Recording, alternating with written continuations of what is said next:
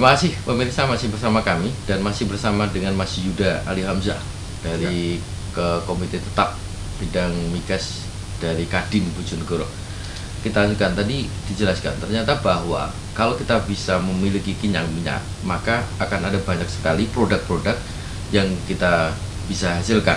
Misalnya tadi sudah dijelaskan, saya sendiri juga lupa namanya tadi, HP opo, pokoknya bahan pembuat thinner, bahan pembuat cat, terus ada lagi bahan untuk parafin dan lain sebagainya. Ternyata ada banyak sekali produk yang memang bisa dimanfaatkan nantinya setelah kita bisa mendapatkan kilang minyak.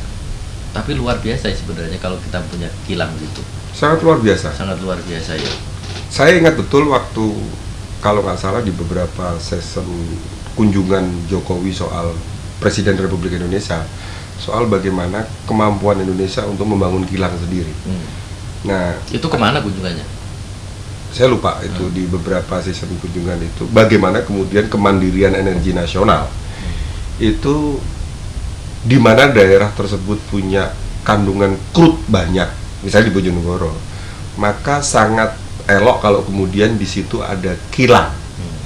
Kilang di mana kita ambil crude-nya dari daerah di mana kilang tersebut berada.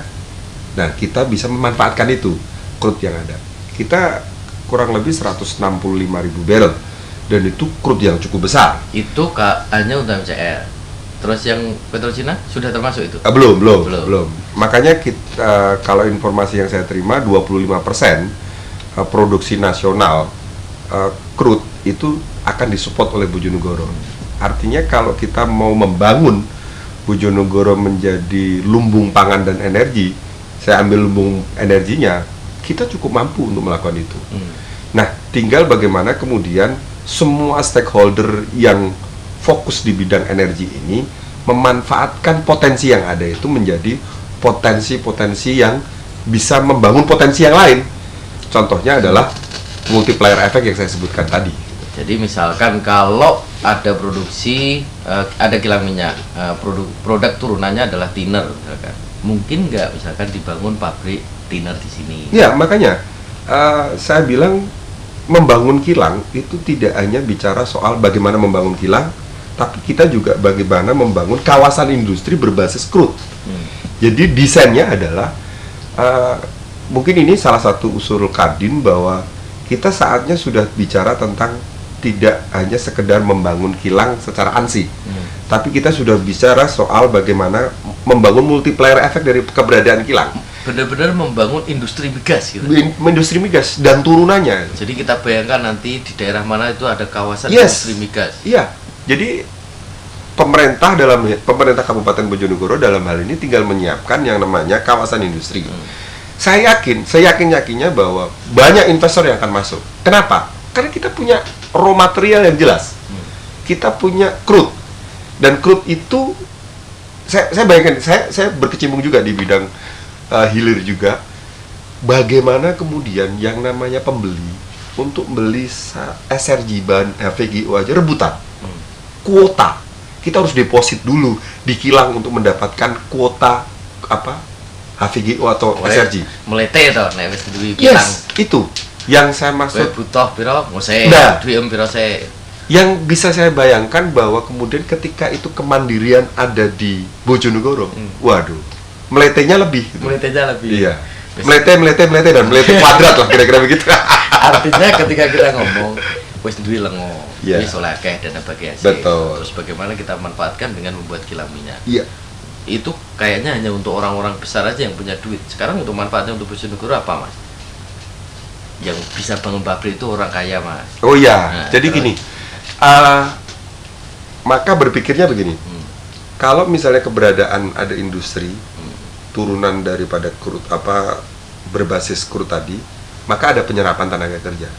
Ada pajak yang diambil dari keberadaan industri di sini.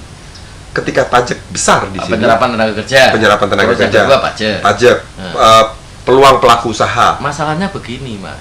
Ketika kita ngomong tenaga kerja misalkan, pengalaman menunjukkan bahwa ketika ada peluang untuk ke sana, itu terusannya ora iso wong Bojonegoro iki urusane lengo. Nah, begini. Seperti yang EMCL, Beda. Tripatra gitu. Makanya gini, saya bilang dari awal berbasisnya adalah ini milik Bojonegoro loh.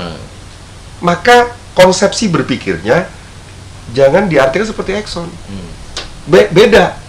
Karena kita itu krutnya yang mengelola BUMD, Pemkab sendiri, maka otomatis dong membangun perencanaannya juga orang masyarakat Bojonegoro. Toh ada kegiatan pertanyaannya begini Mas Yuda, pertanyaannya adalah Tripatra, terus PT-PT yang lain yang kerjakan EPC misalkan atau MCL, saya butuh tenaga kerja nih bro, ngelamaran, lulusan apa SMK pak, lah iso apa, iki urusannya minyak, wes so, raiso, lah yo raiso yo coba kene-kene kan, seperti itu jadinya nanti, kalau berdasarkan pengalaman, ngundang ngono pisan ngono lho Mas.